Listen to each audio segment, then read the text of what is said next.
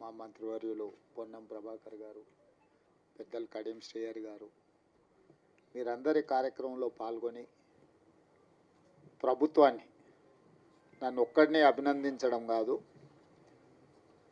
కాంగ్రెస్ ప్రభుత్వాన్ని, రాహుల్ గాంధీ గారిని మీరు పెద్ద ఎత్తున చప్పట్లతో అభినందించారు.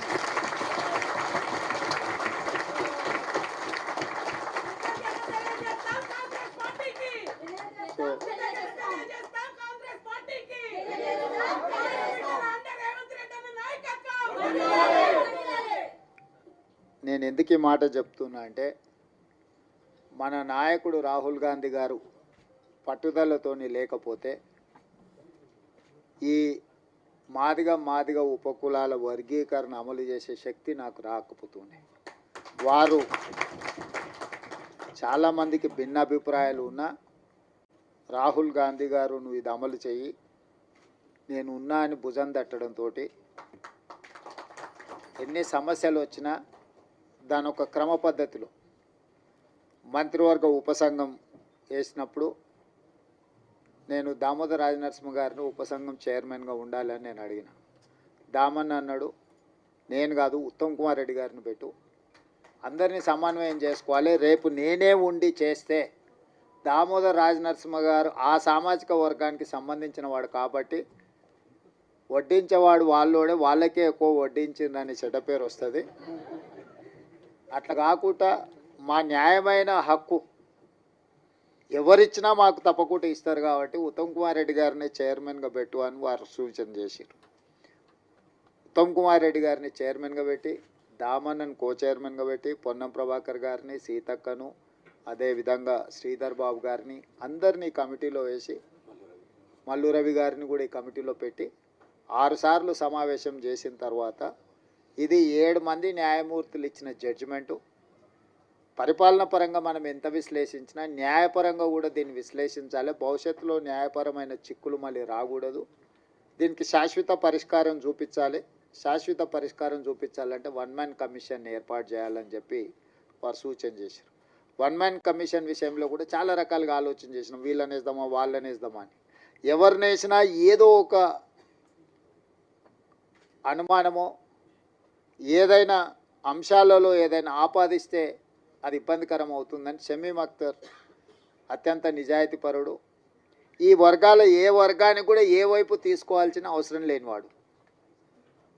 అతన్ని హైకోర్టు జడ్జిగా రిటైర్ అయితే వారిని 1 మ్యాన్ కమిషన్, జ్యుడిషియల్ కమిషన్ జడ్జిగా వారిని నియమించి 59 ఉపకులాలను ఏ రకంగా వర్గీకరించాలి, రోస్టర్ విధానం ఎట్లా ఉండాలి ఏందని చాలా లోతు విశ్లేషించి 59 కులాలకైనా 199 పేజీల ఒక విశ్లేషణ మొత్తం ఇచ్చిండు. ఒక్కొక్క సామాజిక వర్గము ఇప్పటి వరకు ఒక డాక్టర్ కానీ, ఒక చిన్న గ్రాడ్యుయేట్ అయిన కాని ఉన్నాయి, ఓ చిన్న డాక్టరో లేకపోతే ఒక గెజిటెడ్ ఆఫీసర్ ఉద్యోగం రాని వర్గాలు చాలా ఉన్నాయి. వాటి ఒక్కొక్కరిని విశ్లేషించుకుంటూ 199 పేజీల ఒక నివేదిక తయారు చేస్తూ ఈరోజు ఎస్సీ 15% రిజర్వేషన్లను గ్రూప్ 1కు 1%, గ్రూప్ 2కి 9%, గ్రూప్ 3కి 5%, ఏ గ్రూపులలో ఎవరెవరు ఉండాలనో కూడా విశ్లేషించాను.